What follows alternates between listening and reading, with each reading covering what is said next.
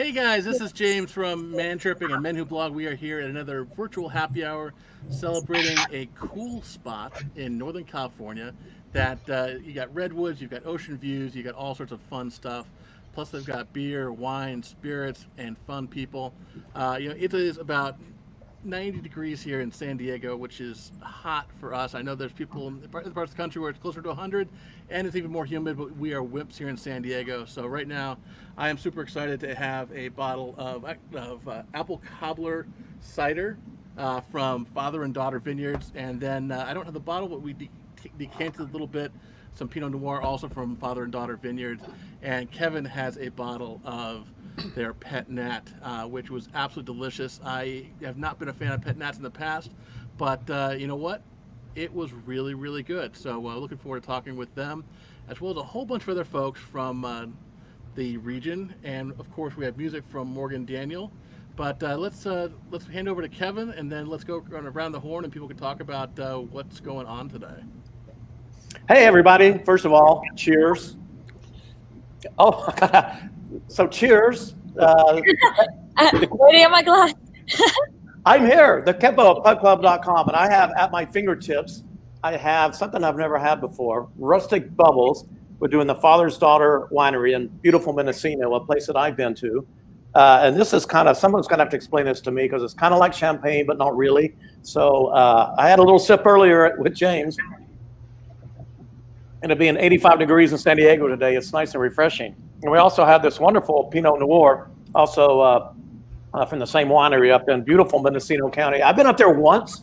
I drove around for about 5 days. The scenery is absolutely beautiful. It's got breweries, it's got wineries, it's got a light. I just love lighthouses, and it's got a cliff on the lighthouse. It's just, the scenery is just spectacular. 2-lane roads going up and down the coast. I just had a blast going up and down and around Mendocino County when I was there a few years ago. So it's a wonderful, wonderful place to visit. We're going to be highlighting it today. Some places I didn't get to, a couple of beautiful, beautiful looking properties and hotels. We have a chef, we have a musician, we've got Pubclubettes Ashley, bartender Gabi coming on too to help us out today.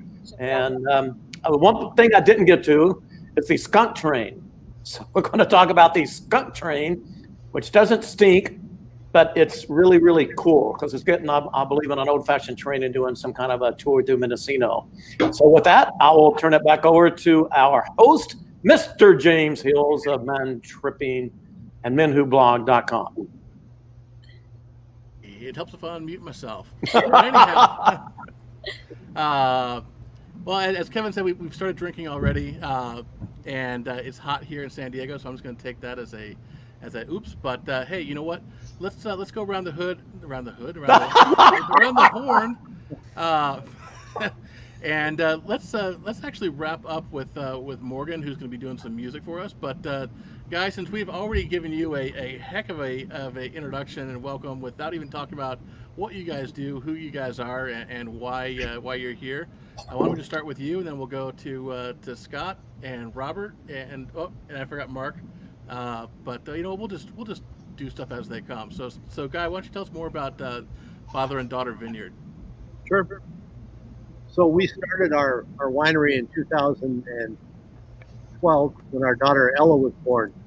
My wife's family has Farrington Vineyard up in the Anderson Valley, and they've always sold their fruit. We've never made a wine from there before, so we decided to start out with a Pinot. And we selected a winemaker who was known for making Pinots you can lay down. And it's kind of grown from there. It's my father-in-law, his daughter, which is my wife, and myself, and our daughters Taylor and Ella. Cool. And then let's go to Mark next. I'm Mark Dim. I'm the executive chef and owner of Little River Inn in Mendocino, actually in Little River. We are a family-owned 5-generation inn and restaurant, and we come visit us. It's beautiful, balmy 70 degrees in Mendocino, and we are open for business. We're following all the protocols for COVID, and love to have you come visit us. And Scott? Sure. Good afternoon. Happy hour, everyone. My name is Scott Schneider. I am currently general manager for a business called the Noyo Harbor Inn. We're in Noyo Harbor in Fort Bragg, a historic harbor that goes back to the mid-1800s. And we have 15 lovely rooms that overlook the harbor and the ocean, a restaurant that currently has lots of outdoor dining with cozy heaters and warm lights, and boats in the background. And we're also famous for our famous cocktails. But it's great to be here, part of the team, and thanks for having us. Cool. And then, Robert, we've already talked a little bit about the skunk train, but I would be remiss if we didn't give you a chance to talk about it even more. So, what is the skunk train? Hey, James, thanks so much for having us on your show. Skunk Train, we're a 135-year-old passenger railroad up here in Mendocino County. We operate between Fort Bragg on the coast and Willits on the Highway 101 corridor, which is inland. We travel over 40 miles of railroad, cross over 30 bridges. We have 2 mountain tunnels. We offer short scenic trips through the Redwoods, and we've just launched our rail bike experience in the last couple of years, and that has really grown into something quite epic and pretty popular. So our rail bike experience, certainly look forward to talking to you more about that. But the name skunk was originated back in 1925 when the railroad acquired some single unit self-propelled rail cars.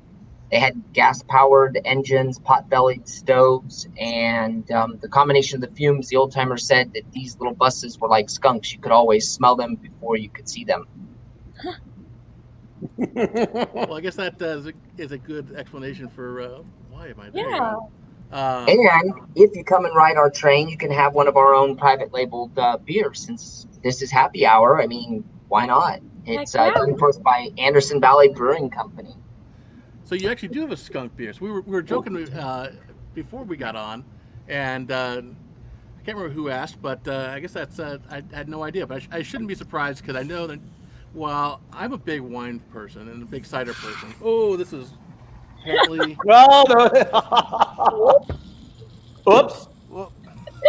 And that's the fun of live TV, folks. So not only is my bottle now condensating, it is now slightly Overflowing. So you know what? I tell you what. While I go clean up this mess, why don't we go kick it over to Morgan and have him present some awesome music? But first, tell us more about who you are and your group. Yeah, thanks for having me on. It's amazing how something can all of a sudden happen. I didn't even know I was doing this a couple of days ago, but it's great to be here with you. I'm Morgan Daniel. I've been playing music on the coast. I grew up here on the coast, essentially, and I've been playing music here for 30 plus years, primarily with the group called Foxglove. I've actually played at the Little River Inn in their great venue, the Abalone Room, a few times. And I'm also a guitar builder. I built this guitar, and I'll be playing another guitar that I built in another song that I play. And I'm recently retired paramedic, so I'm enjoying some free time now and getting to spend a lot of time at home and play more music. Although rarely do I get to perform, so this is a really nice opportunity. This is a song that I wrote a couple of years ago about, I was backpacking up in the Sierras, and we were overcome by smoke from the Ferguson fire that was developing. I think this was 2018. And I wrote a song about the wildfires that were developing in the state, and it's apropos today as well. So this is called California Wildfire Sunset.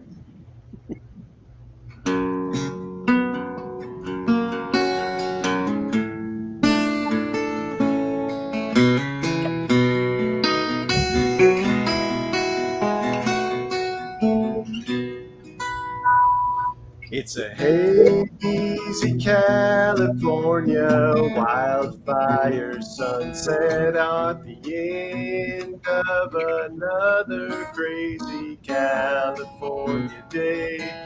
And I'm feeling lazy, so I warn you, I'm just gonna let this sunset melt the troubles in my worried mind away. I got my back down on the granite and I'm tapped into the planet. I hear the grinding of the glaciers that once carved these waterways. And I sense the earth's crust shifting, valleys sinking, mountains lifting. Flames are building on the fault lines and we'll snap one of these days. Yeah, it's a hazy California, a wildfire sunset at the end of another crazy California day. And I'm feeling lazy, so I'll warn you, I'm just gonna let this sunset melt the troubles in my working mind away. Above the smoke in the skyscrapers, counting beans and pushing papers, there is humming in the servers, pushing data through the wires. And down on the street below, homebound traffic's moving slow. On the radio, there's updates on containment of the fire. Yeah, it's a hazy California wildfire sunset at the end of another crazy California day. And I'm feeling lazy, so I'll warn ya, I'm just gonna let this sunset melt the troubles in my worried mind away.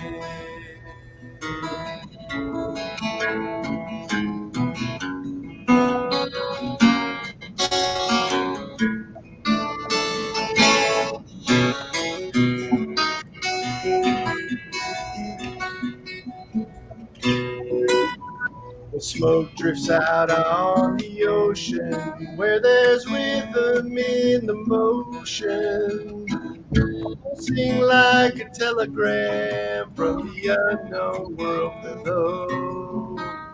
And I'm left here believing that the signals we're receiving are a message that we surely know less than we think we know.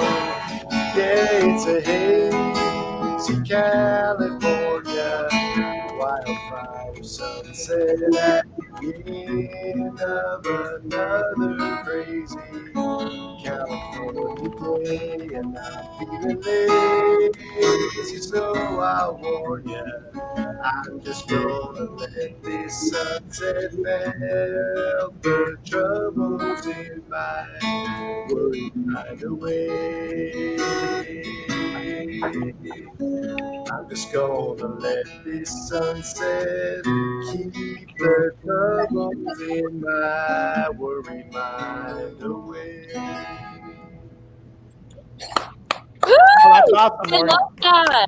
I was just in Indio the other day, and I literally saw there was fires by like Coachella Valley area that on the way over, and we saw the sunset, and it was insane. Like I've never seen like the smoke in the sunset before like that, and it was just like, whoa, what is that? Oh yeah, it's the fires in the distance, you know. And it's so awesome that you make your own guitars. How cool is that? How long does it take you to make one? Oh, way too long. It keeps me out of trouble though. It gives you something to do, especially during like time these days, right? Yep, Hobby. Something to do. Your guitars are really, really nice looking. So here's, I'll throw your Instagram up on the. Oh, Wow. Wow, that's beautiful. That's so impressive, seriously. And So fiddles. is that restoration or is that doing new work?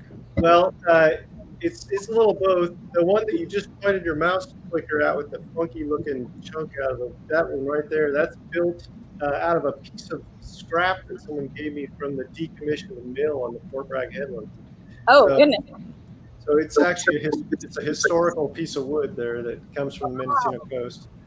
I love the wood grain on this one. Oh yeah, yeah. That's the same guitar, and that's a piece of that wood laminated on the back of a maple neck. So yeah, Oh, wow. yeah. That's so impressive. Wow. Outstanding. Wow. Well, we definitely want some more music from you in the later in the show. But now that I have my the bottle of apple cider opened without, I don't know what happened, but I guess sometimes things get shook up or something. But maybe it was just so excited to come out of the bottle that it That was it. or it could have, I don't know what it was. But anyhow, point is, I am looking forward to pouring it, so I'm going to pour some and. I'm going to introduce Pubclubettes Ashley and bartender Gabi. What you got going on there, Gabi's girl? right over here right now. She's laying down this awesome spread of cheese and crackers. Hey. We had to have some charcuterie to go with. Gorgeous. Oh, wow, that's awesome. Snacks out here. We're having like a little picnic. Picnic time. Oh, that is awesome. So, have you had the wines yet? I just tried the, I want to say it's the side, the rustic bubbles, because that whenever you wanted to cheers, I was like, I didn't have a glass, so I couldn't. But cheers to that. Oh, cheers. What do you think? Oh, it's good. And Ashley's a champagne lover. I love myself some my bubbles. Yeah. No, it's different, but it's like in a good way. You know, it's not the same old flavor. What? Is that your first time tasting it? Yeah. What is it? What gives it that flavor that I'm tasting here? Chardonnay. That's why. I've never had a sparkling Chardonnay. It's a Chardonnay, but it's not disgorged. So you have some of the yeast sediments remaining in the bottom there. It goes really well with breakfast pastries. Well, I think it's going to go really well with the peas and berries and stuff we're about to eat too. For sure. Now, one of the things that I've like we said before, normally I don't like pet nats. I think but the ones I've had maybe before haven't been as good as yours. But I think it's an interesting. To call it simply a sparkling wine, I think doesn't fully discuss what it is. So I think the fact that it's got kind of a little yeasty, a little bit of a different, it's almost beer-like in a way. That I think that somebody who has only had, say, champagne, where it's kind of this crisp bubbles, but prefers more kind of a beer-like head, might actually like a pet nat more so than just a sparkling wine. I think it's got the beer top to it, but it's resealable, so it's actually got not like the champagne cork popping out. It is kind of a hybrid beer champagne-ish, right? I guess. It's totally different from anything I've ever tasted. It's a great crossover between but it's beer. Not bad. It's different, but in a good way. It's that crossover wine. We served it at a Super Bowl group that we had with a lot of my friends that came over, and they were expecting the beer, and we had the rustic sparkling. And it's a good crossover wine for people that are intimidated by sparkling wine. And Guy, what kind of wines do you specialize in up there in Mendocino? What's the climate like? What's one of the better types of wine that's produced there? Well, the Anderson Valley is known for their Pinots, but Okay. I actually think their Alsatian varietals, their Gewürztraminers, and their Rieslings are also really outstanding that come out of the valley. Most of the winemakers make a very dry style white, so I think people that think the Riesling or the Gewürztraminer is going to be sweet are surprised. But Pinots are definitely the stars out of the Anderson Valley. Well, and then, so obviously I'm drinking your cider. So you must have apples up there too. Well, the first year that we were bottling our 12, the vineyard manager Norman Kobler said, we've got 50 apple trees here on the property. Let's make a cider. And he said, let's make it in a Belgian style. And so he hand harvested the apples for the cider for that 2016 that you have there. And I think it turned out great. So we named it after him, Apple. Oh, that's so sweet. But Scott, you're kind of the resident Mendocino guru, is that correct? And maybe you can give a little description. First of all, I know where it is, I've been there, but maybe you can describe where Mendocino exactly is and some of its greater qualities and characteristics. And it was the scene of that CBS show in the 70s or 80s with, hi Linda, featuring Angela Lansbury, right? Because that's supposed to be New England. That was actually in the town of Mendocino. So maybe you can give us a little rundown on the entire area. Sure, I'd be happy to. First of all, you have several Mendocino gurus on the show today. But I did, he mentions that because I spent 10 years running the countywide tourism bureau. So got to know the county really well. So yeah, we're located about 3 hours north of the Golden Gate Bridge. That's where the coast ends up. The county is actually a very large area, and size of Rhode Island and Delaware combined. So it's a big space. Southern part of the county is a lot of vineyards, and then obviously you have the coast on the west side, and then the northern and eastern areas has a lot of our majestic redwoods, which of course the skunk train is great to experience. Either by train or by bike. But California has a lot of coastal areas, there's a lot of redwoods, a lot of wine country. We like to tout Mendocino as kind of a place where you can experience all the best the state has to offer. We're out of the way, we're hard to get to, which keeps the crowds away. Our redwoods are bigger than many other areas. Our coast is, I think, just as beautiful, but it's a lot less crowded and a lot more accessible. For those people that are familiar with Big Sur and Carmel, Monterey area, the coastline is very much like that, but you can access the coast from so many different spots, and there's no one else there. And it's a beautiful way to experience the coast. And our wine country is really, it's really unique. Any of these folks can probably talk about it, but because Anderson Valley, you get the evening, the coastal fog that comes in the evening and really cools the grapes down after having a really hot day. And so a lot of the Napa and Sonoma, a lot of the famous wineries in those areas buy our grapes because our grapes are of very high quality. Of course, all of us will say Mendocino is for Northern California is definitely the best place to visit. There's lots to see and do. And I love lighthouses, and you have a spectacular lighthouse. I stood out there for like an hour, just my jaw dropping. The cliffs, side of a cliff is just beautiful. And then the rock formations are something like out of Mars or something. We have two lighthouses in the county. We have Point Arena, and just I think north of Point Arena is a beach called Bowling Ball Beach. Where in low tide, you get these huge, it does look like Mars, like these huge round boulders that if you're careful, you can climb down and kind of play around on. And then we have the Point Cabrillo Lighthouse, which is more closer to where all we are. The coastline, the rocky coastline is just, it's amazing. And for those of you car nerds, you may know the Point Reyes lighthouse from Need for Speed movie. Which I was telling Kevin that we should go and rent some Koenigseggs and preferably not crash them on the way to the finish line. But certainly that was a memorable ending scene of that movie that not as many people that watched it as should have. But yeah, I did. For car and motorcycle people, our roads on the coast are absolutely some of the best in the world. I mean, if you come during the week, there's not a lot of traffic, and they are just world-class roads. I'm a motorcycle and car fan, and we have the California Melee up here every couple of years, and it's a great car guys road.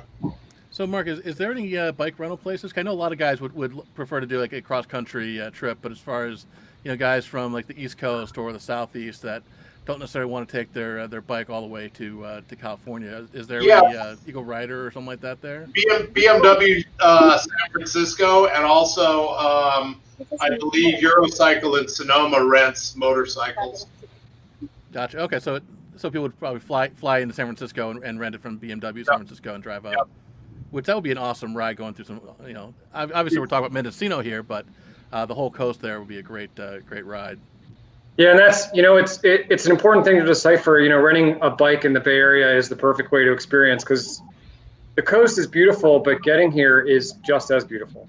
And we encourage people to stop along the way, enjoy the Redwoods, stop at a winery. Don't taste too much if you're driving, but Exactly. yeah. we always encourage people to be safe, be responsible. I mean, like I was saying earlier about the winery that I go to on Fridays or Saturdays. You know, we spend the last 2.5 hours. It's just us sitting there sobering up before we drive home. So, Right. absolutely encourage everybody to go and enjoy the wineries, enjoy the breweries, enjoy the beer. But if you aren't responsible, then oftentimes and too many times, even if it's once, you end up not being able to enjoy it again. So, The pub club tip is to stay as close to where you're going to be drinking at the end of the night, so you don't have to worry about driving. And I've seen those pictures of the Little River Inn when Heather sends me the press releases, and I'm drooling over that place. It's absolutely beautiful. And, you know, maybe, Mark, you can talk a little bit about that place. And you're on across the highway from the ocean, right? Is that? Yeah, we're right across Highway 1 from the ocean. It's absolutely beautiful. You know, during the COVID shutdown, my wife and I moved into the inn for almost 100 days, and I was really practicing drinking where I was living because we didn't. that can't be too bad, actually. We had a whole bar that was closed, and you couldn't leave all those good spirits and beer sitting there. So we practiced safe non-driving while we were traveling. So. Oh, cool! This is it. Oh my goodness, it's so cool.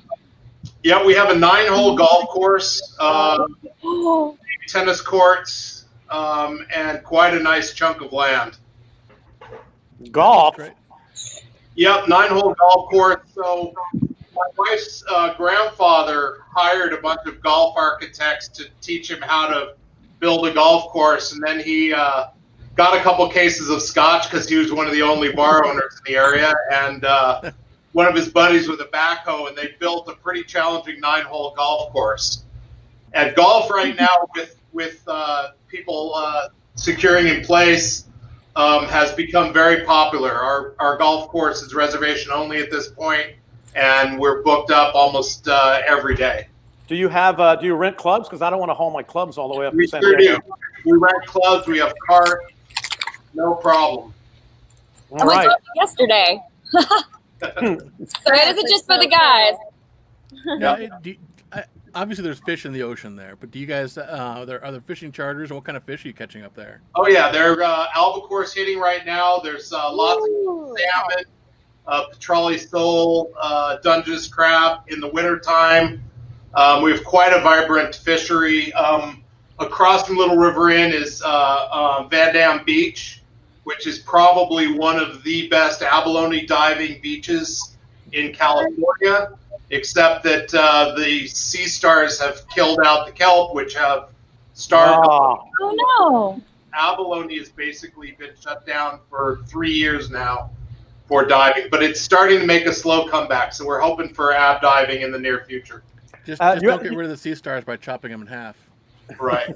Well, actually, the sea stars wasted away, and then the urchin took over and ate all the kelp. So nature's wreaking havoc, on our bay. So I remember growing up, and the abalone were basically you couldn't even touch them. They were so endangered. So have they generally come back over the years then? They generally have until the recent, in the recent couple of years. Little River Inn was actually founded on abalone. There's a lot of history with my wife's grandfather in abalone diving, and I think he got busted a couple times for poaching abalone from our coast. But we certainly don't do that these days, and we'd love to serve it, but we're not allowed to serve any wild abalone. It's only for sport, and it's very limited when the season's open. So we're hoping that it opens in the next couple of years again. Well, hey, tuning in from Barcelona. Is that like snorkel dive, free diving, or is that with scuba, or where? No tanks. It's all free diving. Free diving for abalone. And very limited, so you have to be an experienced diver. Okay. And tuning in from Barcelona, Spain, Ramses. How are you, Ramses? Thanks for joining our show. Ramses appreciates good food and wine, being a Spaniard. All right. Thanks for that. Hey Scott, we were just talking. They were just talking about fishing trips, and can you? I mean, when I go to Noyo Harbor Inn, I don't ever want to leave the restaurant, right? mainly because I'm usually visiting with you, and we can have a 2-hour lunch. But can you step off the steps of the Noyo Harbor Inn and get right on to a charter fishing boat? Why, yes, we can. Thanks, Robert. So yeah, Noyo Harbor is Noyo Harbor is one of the biggest and I think best working harbors north of San Fran, and there's charter boats you can take out. You can go in. Right now, they're just doing small groups, obviously. But yeah, our chef usually goes down almost every day to the different boats and finds what's fresh, and that's what you'll get on your plate for dinner that night. And so, like Mark said, albacore, salmon has been a struggle lately. It just hasn't been biting for some reason, but lots of great cod and albacore starting. But yeah, it's a small town working harbor, and there's not a lot of those anymore. So are we able to go get our fishing license and go fishing? Yep. Yeah. How much does that cost typically around your area? California fishing license, I believe, is $49 for a yearly license. Okay. I believe you can also buy day licenses as well, and they sell those right down in Noyo Harbor at the fishing supply store. Yeah, I don't know. I think it's like $30 if you want to fish for the day. But you can go on a tour, but you can also, there's so many great spots along the headlands to just get a license, grab your pole, and sit on the headlands at a beautiful sunset and catch some fish, and light a fire if you're camping, or stay in a hotel. We have at our inn we have a fish cleaning station. People can come and clean their own stuff. And okay, so you can eat it. Yep. Oh, okay. Cool. Does your restaurant do any you catch they cook kind of stuff, or? With advance notice, yes. Yeah. Definitely. That's one thing I really enjoy, and I come across sometimes as an eco person, and I'm really I hate that term. I just like doing the right thing, but I love fishing, but I hate catch and release, because I feel like if you're just toying with the fish and you ultimately are damaging them, that if I'm going to catch something, I really want to be able to enjoy its spirit and to eat it. So I like encouraging people that where there's a place you can do that to make use of it. Well, I'm gonna have whatever they. Cheers, friends. How's it? Over there. This is Tom Fisher from BourbonBlog.com, a connoisseur of all things boozy. Yeah, Mark, show them that bourbon. It's a great local bourbon. These are dear friends of mine. This is actually a new label. It's Mendocino Spirits Bourbon, and they also distill. Their original is Low Gap. Let's see if I can get that in there. Oh, nice. There you go. So Tamar and Crispin are Crispin is the distiller, Crispin Kane. They're over in Redwood Valley, and Crispin was the apprentice for Hubert Germain Robin for many, many years, and has branched off and started his own distillery. They just got World Spirits Award, I think best in the world for their lime gin. Well, tell me the name of the distillery once again. It's Tamar Distillery, and the name of the bourbon and whiskey is Low Gap. I'd love to try it. I know there's a lot of great stuff being made in California, and we love whiskeys made everywhere. So that's so very cool. This is a blended rye, and Crispin is coming out with quite a few different ryes and bourbons, and they're really good friends of mine. They make great spirits, and that's generally what I like to drink. It's a little early in the afternoon for that, so I'm drinking Operation Saison. Excellent. Tom's 3 hours ahead, so he can start now. Yeah, it's a little later here, but it's always bourbon time, right? Yeah, and wine time. Got some wines ready for Thursday. So. Yep, and I have to say, with Mark, with Mark and myself, we have probably two of the best bars on the coast where you can experience beautiful views and get a lot of the local spirits. Mendocino County has really exploded in their spirit, distilling and production over the last few years. And there's some great rums. I don't think we have any tequila yet, but lots of whiskeys. Crispin's doing mezcal. Yep. And absinthe as well. So their spirits are quite nice. I think Scott's place has one of the best harbor views that you could find, and we've got an amazing ocean view from our whole bar when you can sit in it. Right now we're dining it outside, and we're dining in a big tent, so you can't really sit in the bar, but the view's still there. I can tell you what. Who needs to sit inside when you've got great weather and you've got great views and great drinks and great food too? I'm sure. Little River Inn. I ate there 2 nights ago and was so impressed with how you set up the tent in the back and the service and the food. It was one of my better experiences in this COVID dining realm. Thanks, Guy. We just happen to have a beautiful garden that's directly behind our dining room. And we've done some weddings, and we do some wine events. We do a Pinot barrel tasting for Wine Song out there. And it's really underutilized. And when this all happened and we had to move outside, we contracted and got a big circus tent, which is open on all sides. And it covers that whole garden. So it's a multi-tier garden with seating, and we've got heaters out. We're actually plumbing the heaters in so we can use them all year round, because it looks like we're going to be in a tent for a while. So we still are, trying to give the best sit-down service as we can and accommodate people. Well, I've seen pictures of that bar area you're talking about. It's absolutely gorgeous. I'd love to, after going for a nice drive around the coast and losing a few golf balls on your course, to sit down there with one of those rums and then have, one of your fantastic dinners. Because it's a beautiful, beautiful. It's got to be so relaxing. That's what we specialize in.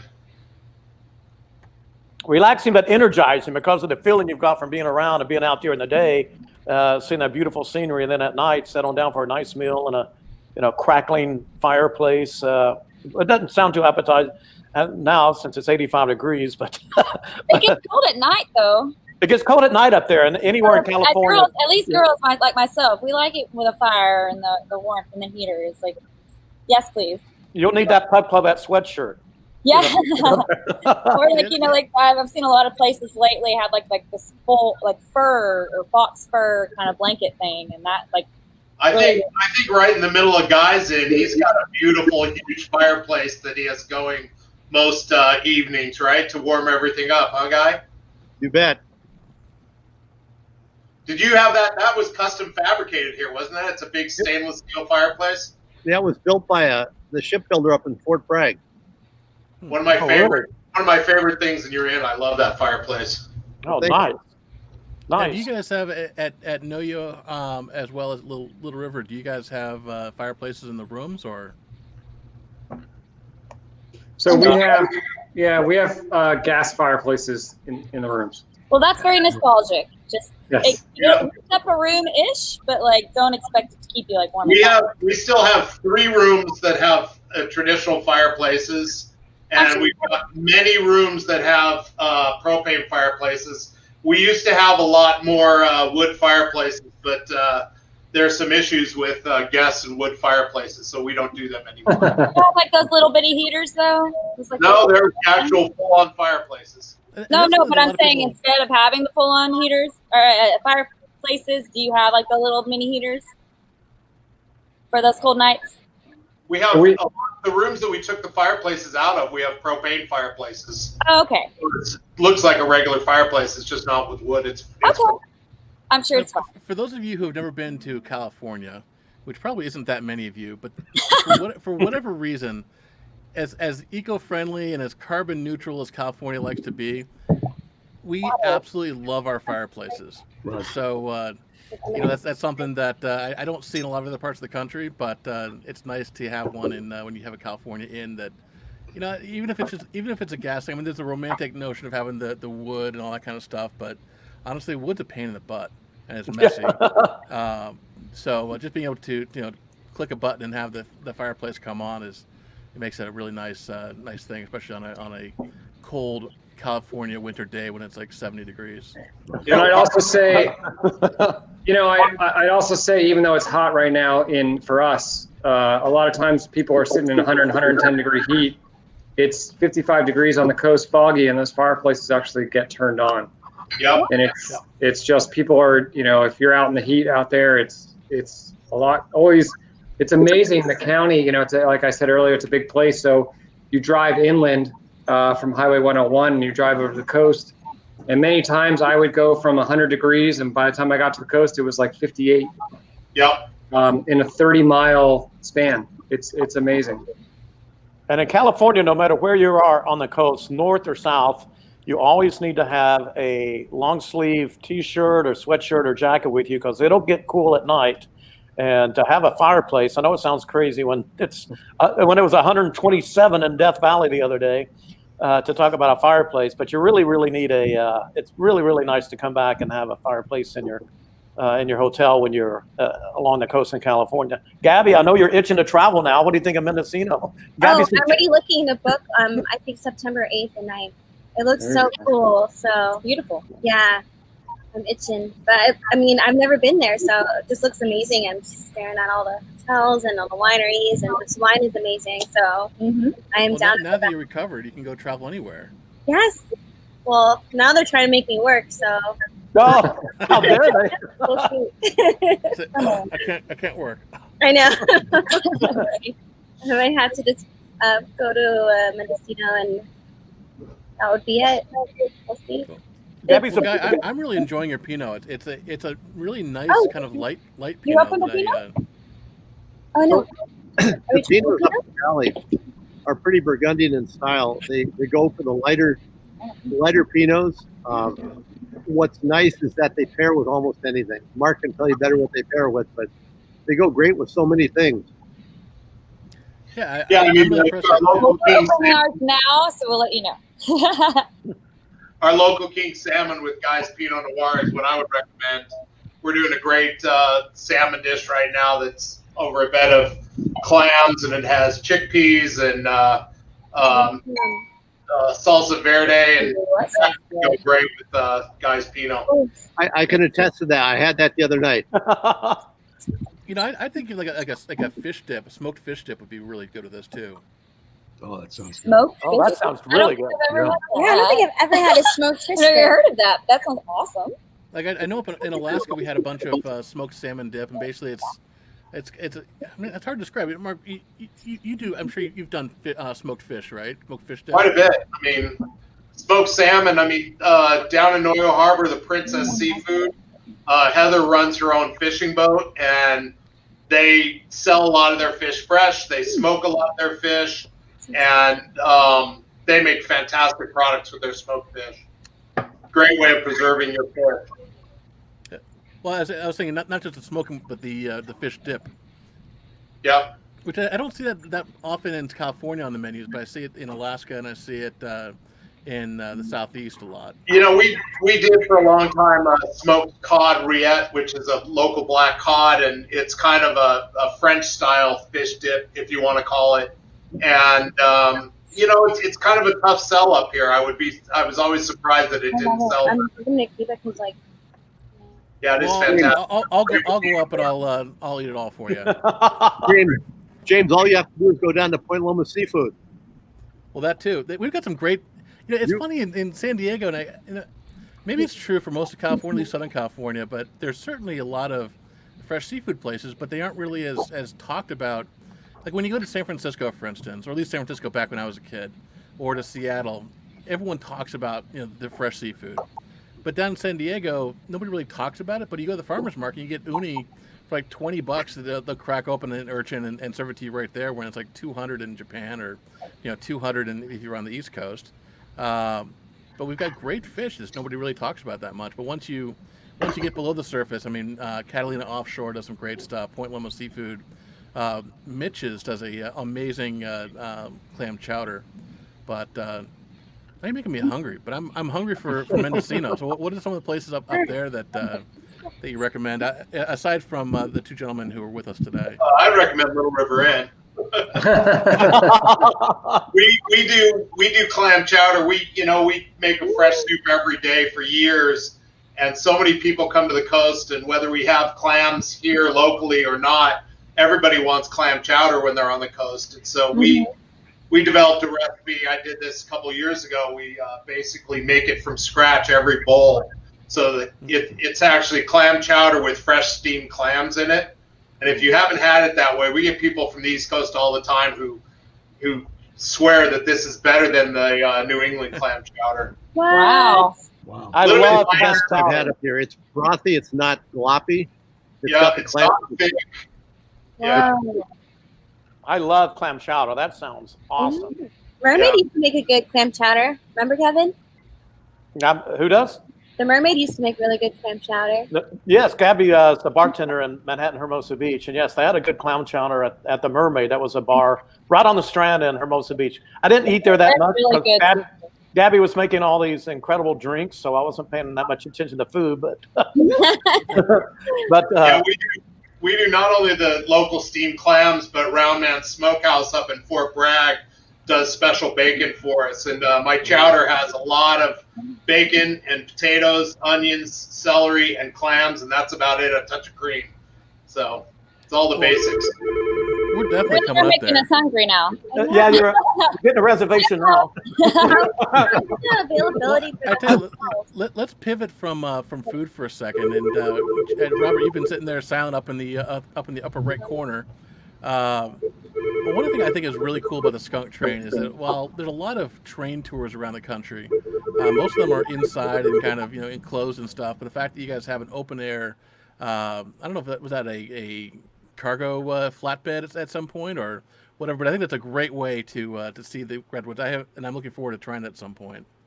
Yeah, some of the thanks, James. And we're still talking about food, so you guys have got me hungry. But Mark had mentioned Heather over at Princess Seafood, and those girls are badass down there in the harbor.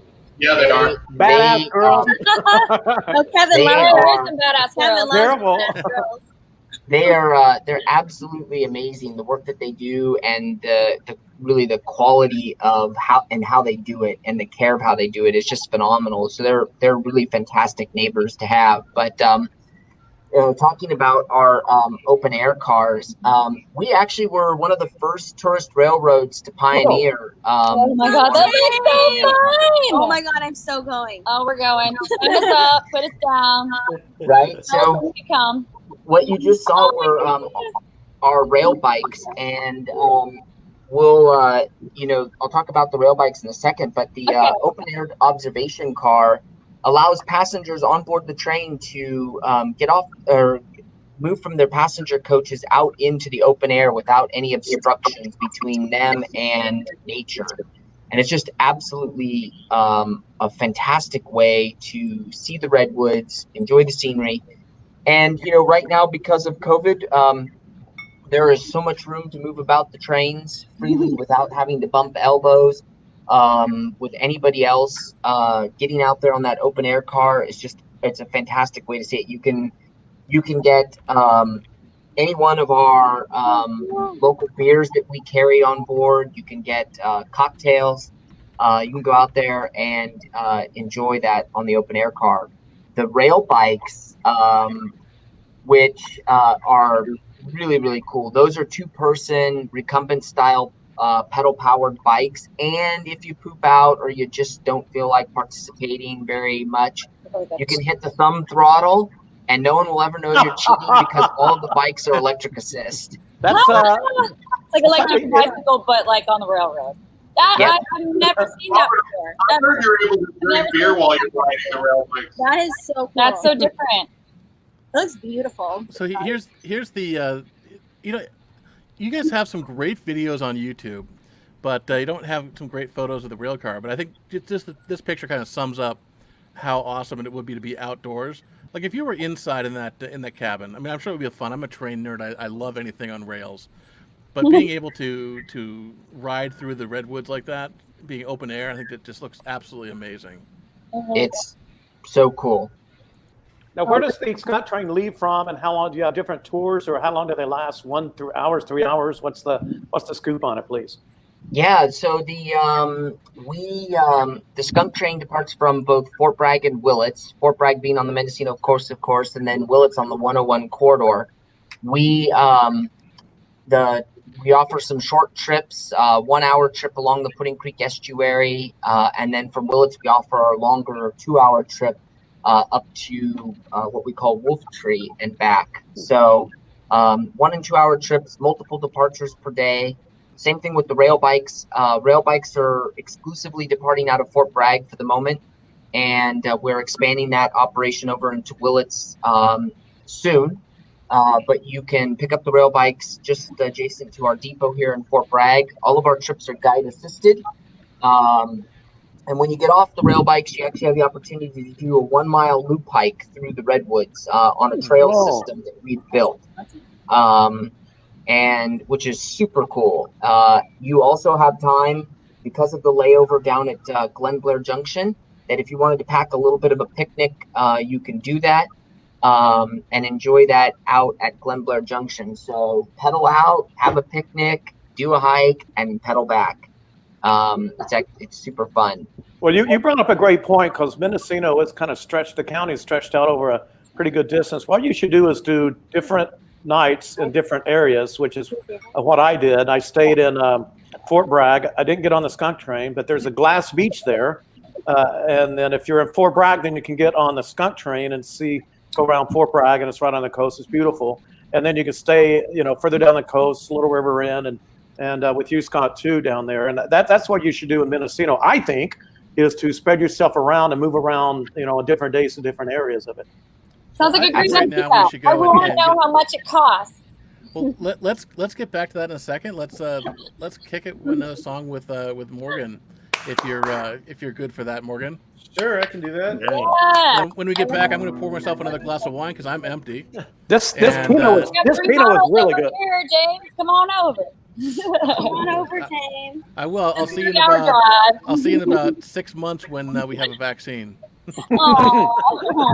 I'm being extremely cautious. You are being myself, smart, but, and I'm not gonna give you a hard time about it. It just makes Very me proud sad that we're not hanging out. but that being said, I think even as cautious as I am and as protective I am, probably more so than I need be. Traveling can absolutely be safe, and I think that's one of the things that I really enjoy doing about this show. That there's ways that you can still have a good time. You can still go see great stuff.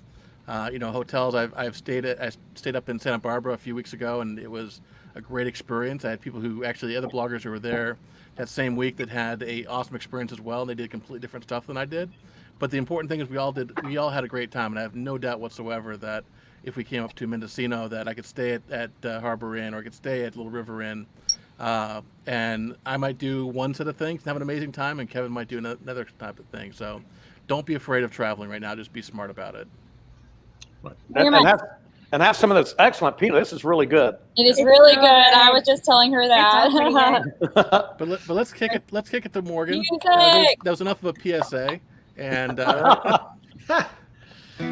So this is a song called "Grateful for a New Day," and it's a song I wrote after feeling better after being sick for a while, and I kind of think of this as looking forward to a time when we're all going to wake up on the other side of this mess we're in right now and be grateful for a new day. So that's where I'm going with this song right now.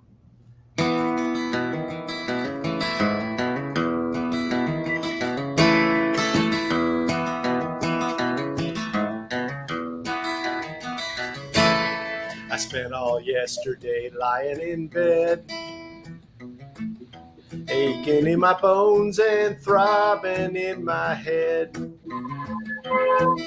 Skin like a 9-volt cell on the tongue, rumble in the gut, rattle in the lungs. And I'm okay. I got up this morning, grateful for a new day.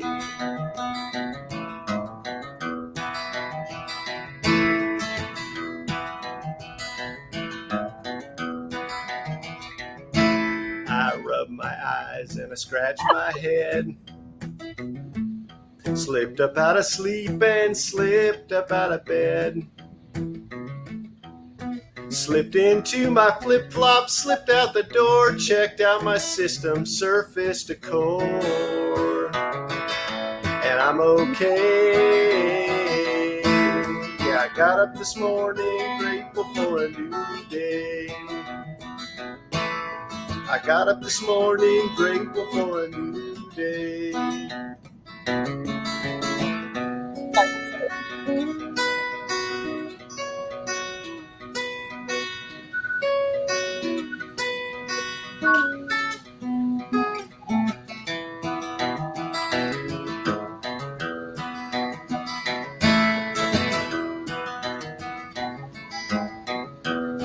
Bright sun in my eyes, wet grass in my toes.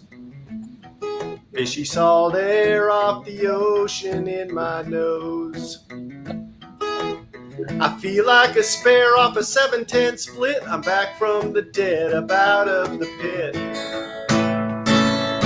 Yeah, I'm okay. I got up this morning grateful for a new day.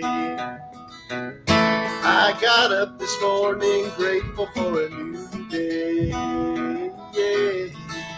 I got up this morning grateful for a new day.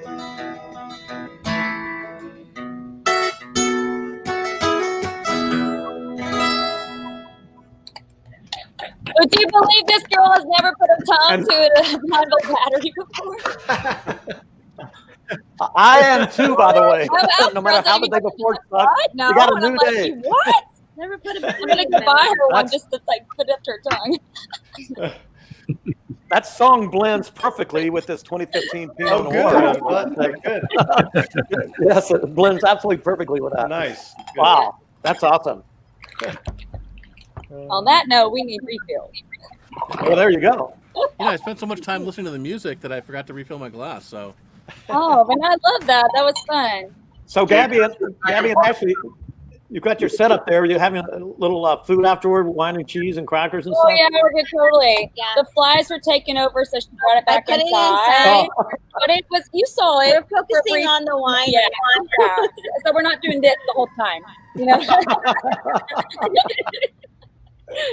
But We everything tried. is, yeah, She everything did is a great job. It was beautiful. It's a Had beautiful flowers day. and meats and cheese and gorgeous. So apparently it's getting hot up there in skunk train land because Robert just took his skunk jacket off, Uh-oh. and it looks like either he's being really still, or the Or you can't hear I me. took off my jacket. It was a little hot in here. so Robert, what are the costs on the rail bikes that you have? Or that's Scott. Robert. Robert. Whoa. Oh, I guess we shall never know. It's so hot. a little delayed. Oh, come back. I want to know how much it's going to cost us because we're totally going. I don't Yeah. care how really. I just want to So- know for everyone else watching, Well- so we can tell them. I While, was actually while he's looking for- reconnecting, and we're talking about this more. On Thursday we have a show with the Mendocino Wine Growers Association, and Guy, where in the AVAs are you guys? I mean, as far as elevation and what's your actual? Are you Anderson Valley or? We're in Anderson Valley. We're about a mile northwest of Boonville. So as you come through Boonville, about a mile out of town, we're on the right-hand side, right behind Cake Bread's vineyard. I have been to Boonville. I've been there too. Yeah, I've been to Bumper Cape Bread. sticker.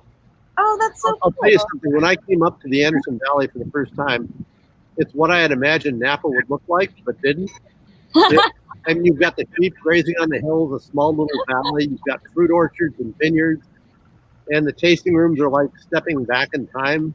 Tasting fees are small. The wines are big. I mean, it's just such a great place. So what are the tasting fees normally? 'Cause I've yet to be in Napa, but some of the places in Southern California are absolutely crazy right now. Whereas when I go to Sonoma, they're actually, Sonoma is kind of across the board. I mean, there's some places that are, deservedly so, but unapproachable for the novice. But then there's other ones that you kind of walk in, and you're like, hey, welcome to our barn, and we're just having a good time today. Well, that's the way it is in the valley. I mean, in a lot of instances, you'll have the winemaker there in the tasting room. It's small, especially right now with the restrictions. They're doing the tastings outdoors, so it's not crowded. And the tasting fee is $10 maybe. $10 for one, or for 5 samples, or what's the For as many as they pour. for 4? Okay. I don't think people really monitor a whole lot in the valley. They pour what you'd like to try and what they've got open. That sounds great. You also find that Anderson Valley is very approachable. I mean, there's very little pretense. The wines are great. All the people working at the tasting rooms are very welcoming, and there's a great variety of wines. There's also a big beer festival in May, which is the reason Heather sent me out there to begin with. The Shoot, I forgot the Anderson Valley Beer Festival. Anderson Valley Beer Festival. That's the one. It is in Boonville, and people come in from all over the place. So Anderson Valley, Kyle Allen is the main brewer at Anderson Valley and has been for years. And insider tip: when they have the beer festival, all the brewers and friends of the brewers, we usually camp at the brewery on Friday night, and that's the real party to go to if you can get in. There's a campground next to the fairgrounds, which is great, and people come up from San Francisco on party buses. People come in from all over the Bay Area for that, which I had no idea. And that campground it's literally right next door to the festival grounds, the beer festival, and there are great breweries there. It's a fun time. There's music, and that's in usually around mid-May, right? Mid to late May. Yep. Highly recommended by pubclub.com to go to that Anderson Valley Beer Festival. We'll have to make a road trip up there next year, Kevin, and camp now, out. Now we know a guy. Maybe he can give us the secret handshake to let us in. Oh, you're up with Cal. He knows the secret handshake. Bottle Rock. Bottle Rock is amazing. But anyhow, now that Robert's back, hopefully Robert's back. Robert, are you back? Robert, say something. Uh-oh. Is he frozen? Oh, Frozen. Well, you know what? I tell you what. Maybe we'll just do a train show. Kevin, we should do a train show coming up because I absolutely love steam trains. There's some really cool stuff. I've never around. been on one. You've never been on a steam train? No, I've never been on a steam train. Never been on a helicopter. Never. I feel like every time we do one of these vlogs, I'm like, I'm not living my life. Like I'm not. Now I don't. Now I feel like I'm missing out. To be fair, for Kevin and I, it's a lot easier to do all these things when somebody else is paying for it. Well, I know, but it's like I just didn't know about them.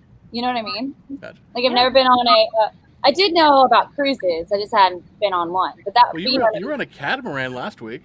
I was, yeah. I haven't been on that, so. She finally got her first buffalo milk. I was on a sailboat to Catalina. Yeah. Got her first buffalo milk, finally. I did. I sent them the recipe, so now we have it. Catalina? Oh yeah, check out my hat. I know, totally unrelated to anything we're doing. But I think I see Robert moving. Robert, are you there? Or I can see you moving around occasionally, but I think you're probably still not all there. My hat back? I think he took his jacket off, and the internet's just like, screw it. He's not going to. Yeah, I think so. Train logo.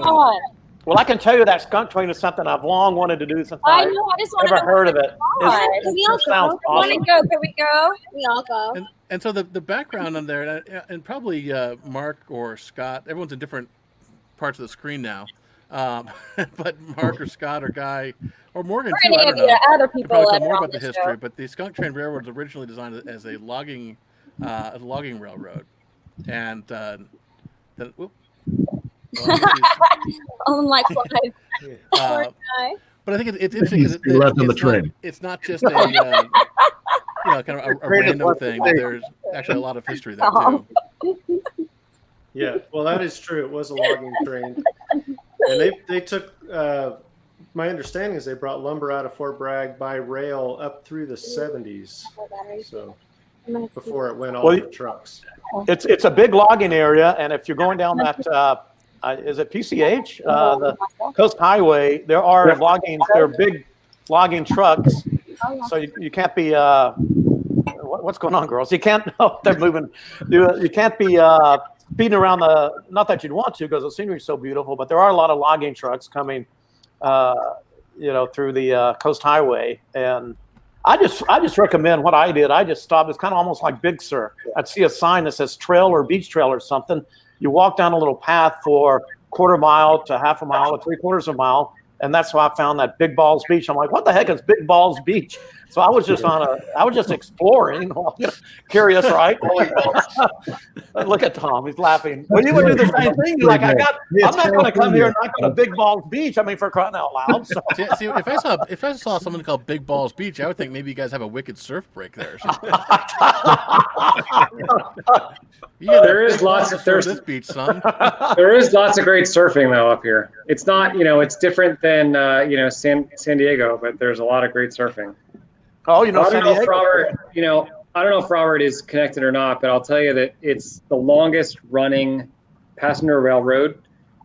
He's got more crooked rails and turns and twists than I think any railroad in the country, and it's definitely worth a trip up here. The Scott train's not just straight; you get to go sideways and stuff. Oh yeah. Oh, nice. Yeah.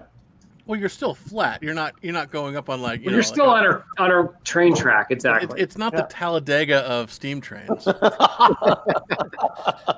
if you have enough skunk beer, or fathers and daughters, then it can be whatever you want it to be. I think. Can you take the little hand cart thing? And James, I like the way it's got the IndyCar push to pass on it, and then hook it up to the train and do that and hook up to the train and then have your skunk beers and ride back, or is that all one? I don't know if that's liability the best thing to do, but no. On the way back, you're on the train. Waiver, right? On the way back, you're on the train having the beers, not on the actual hand cart. I don't know. Maybe other people on the call know, but I know that people on the rail bikes usually go in and come back. But on the train you can certainly drink, and they have created beautiful hiking trails. So you take the train out, spend a few hours hiking around. You can picnic, and then hop on a later train and come back. Oh, so it's hop on, hop off too. Also, that's fun. Oh, well, Kevin. They have a there you go. Called tracks to kayaks, where you ride out on the skunk train and you kayak back down the Noyo River. What? That's so That fun. sounds pretty cool too. And by the way, Kevin, Mom is correcting us. No. It's Bowling Ball Beach, not Big Ball Beach. I kind of like. I tried to say that, but my microphone muted. Big Ball Beach is just south of Bowling Ball Beach. Oh, okay, Gotcha. all right.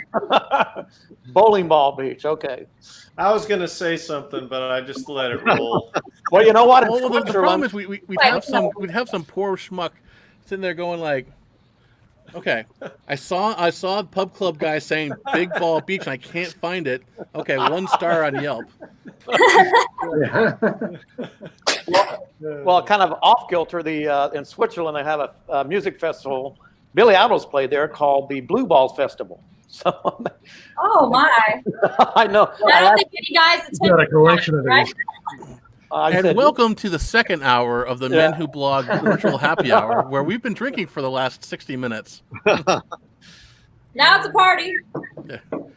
But no, seriously, you guys seem really, really cool. Mendocino is an area that I think a lot of people probably don't know about yet, but just from meeting you guys virtually, it's absolutely a place that I want to go back to.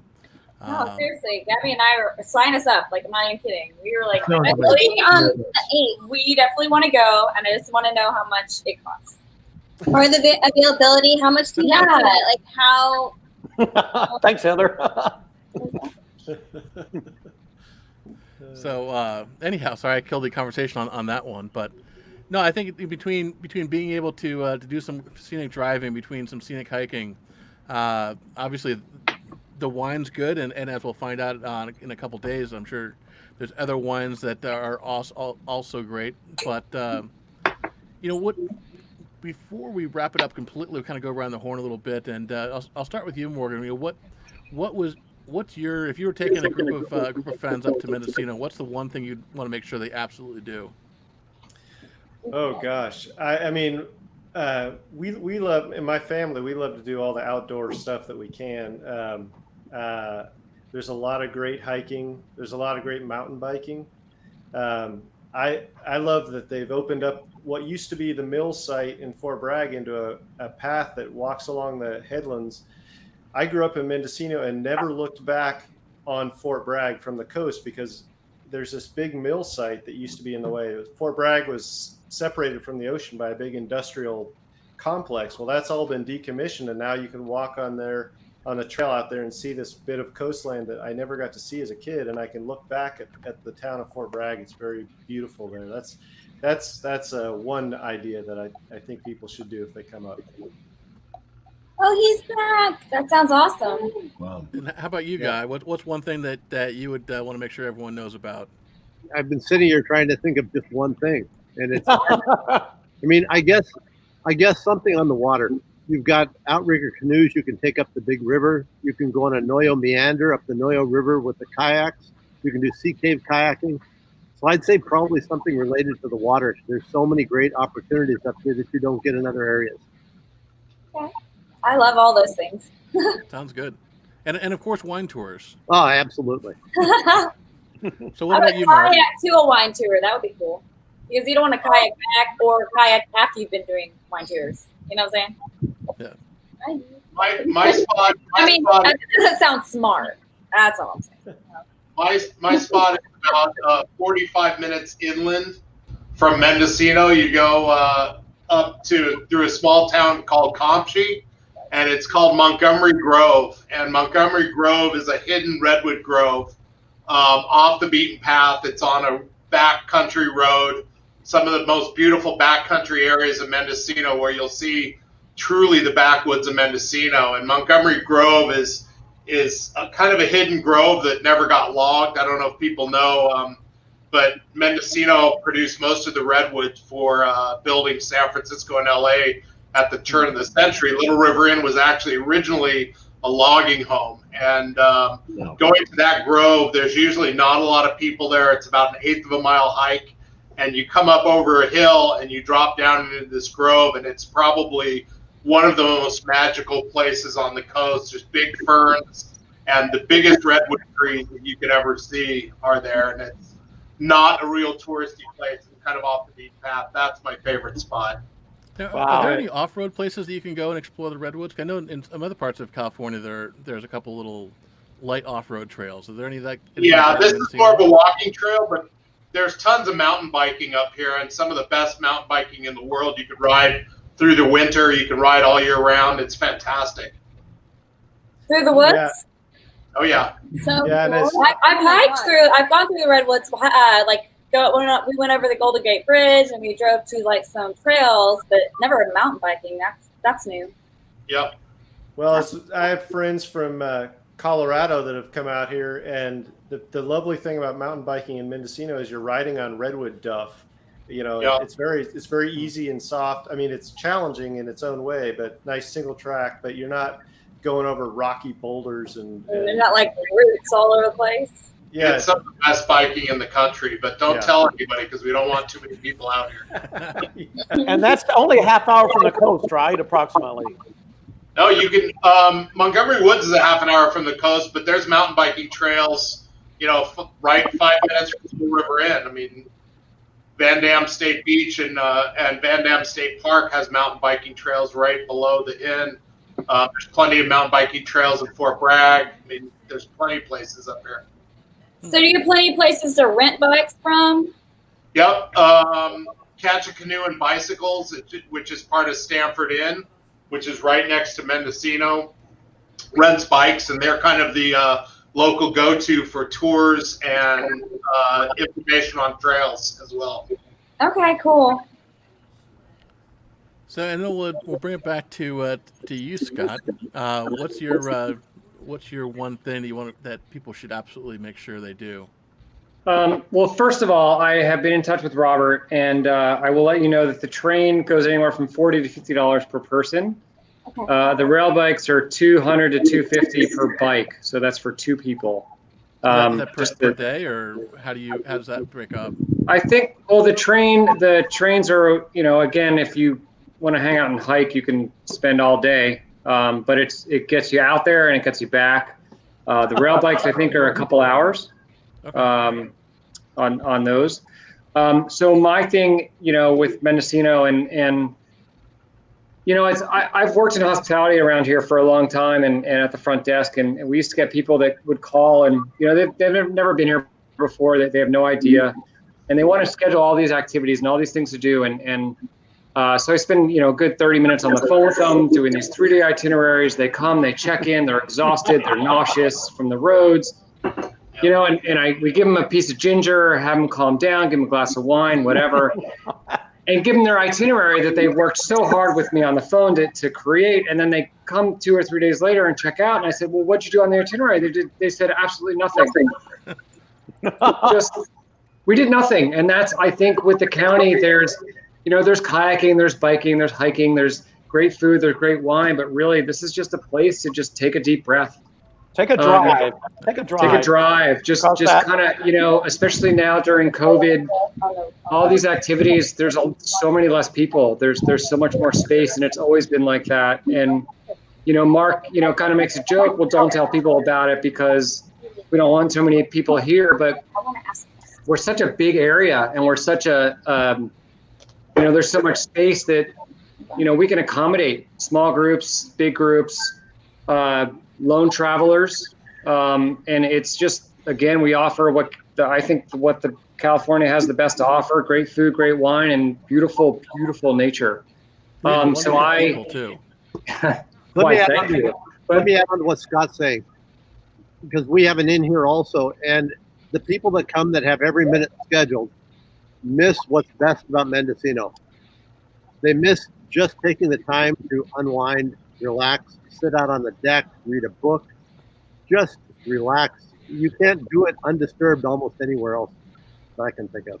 Well, I would say, you know, myself, like, because I drove for 3 days when I was there, and I every time I turned, it was absolutely just something new, different, spectacular. And I think I was driving along the road north of Boontown, and I wound up and I saw the wineries, and I don't know if I turned off or I just ran into Redwoods. And I was on this tiny little narrow road, not twisting and turning like crazy, but just enough to where 30 miles an hour and these giant redwoods around me.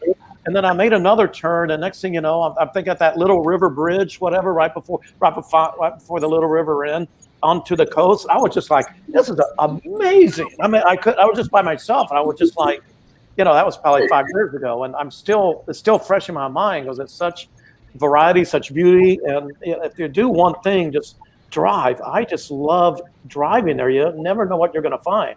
It's a better drive than Highway 1. Highway 128, you can go through 40 miles of vineyards, 12 miles of redwoods, and you pop out at the ocean. And I actually had a glass of wine at Heather's recommendation at GoldenEye, which I remember that because it's the Bond movie. But you're out there with the field in front of you, and it's just so nice and relaxing. And I think that's the whole area. I just absolutely loved it up there. Well, they weren't able to join us on the show, but definitely check out visitmendocino.com for more information about Mendocino County. Definitely a place that I know is on my list now. I'll have to connect with you guys after the show, as well as Heather, who I think is watching, to plan a trip up there. Because it's really not. I mean, it's probably what about an 11-hour, 10-hour road trip up there from here. I don't know about that. I flew into Oakland. You can actually fly into Sonoma, also.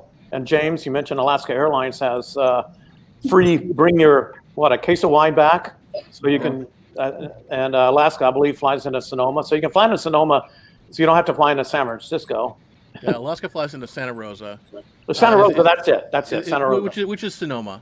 Yeah. Is there an airport in Mendocino that Alaska flies into? Nope. No, there's no airport. Private. So just a private. So if you have your own plane, you can actually fly into Little River, and Mark would actually come pilot that. Yep, and Mark would come and grab you.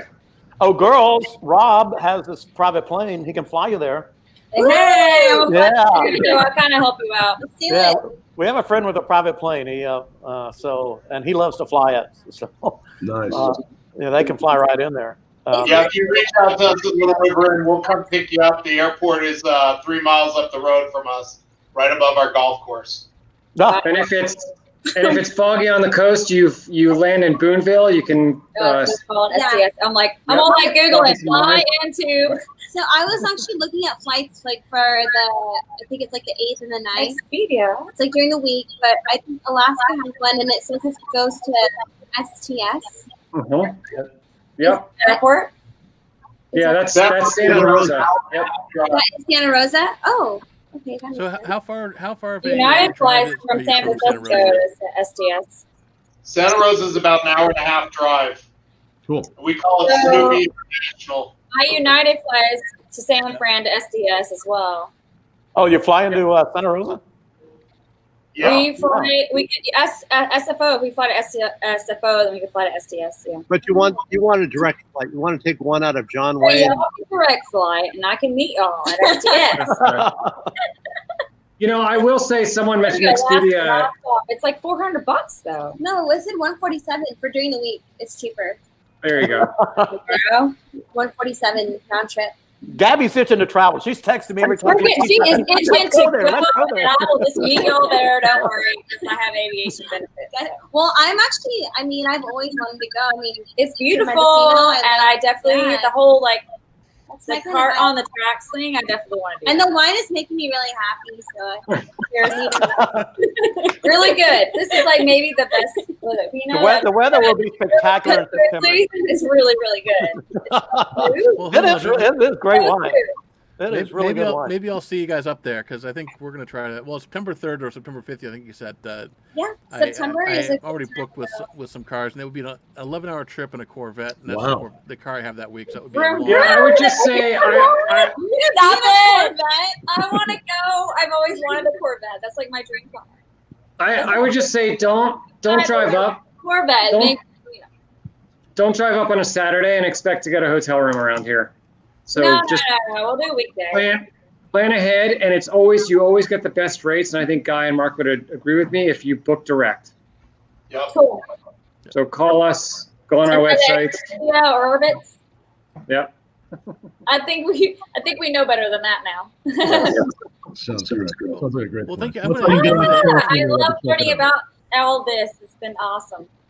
Well, I'm going to wrap this up with a cheers to tourism, a cheers to keeping things going, because I know definitely it's been a tough few months, but I feel like we're all at a point now where at least we know what we're dealing with. We know what we can do to help make it safer. So thank you, Scott. Thank you, Mark. And then I didn't realize that you have an inn as well, Guy. So thank you as well for staying open, for making everything safe. I know there's been some extra costs that you guys have incurred and and all that, but thank you for doing what needs to be done. So cheers to that. Cheers. Cheers. Thank you for See you all having us. Thursday. And I'll see some of you guys on Thursday. Definitely make sure you Taste it on Thursday. at 4 p.m. With the Mendocino wine growers. We have, what do we have, Tom? We have Murder Ridge, Hush Cellars, and Hush. Rotosio? Get it right. I'm not Get it sure. right. anyhow, we Please have tell me how to say it. It's kind of in my Guy, sight. you probably know how to pronounce it. There it is. I found it. Brutico. Brutico. Yeah. Thank you. Count? Brutico Cellars. Looking And, forward to hey, getting Guy, there if- soon again. Obviously, the samples aren't out to all the guys that are on that chat, but if you want to join us on that chat as well, assume you're a member of the. Are you part of the Mendocino Wine Growers? We are. I'll connect with you after this show and send you the coordinates for that. Assuming that they would welcome you on the show, I'd love to have you, even if it's just me talking about how wonderful you are.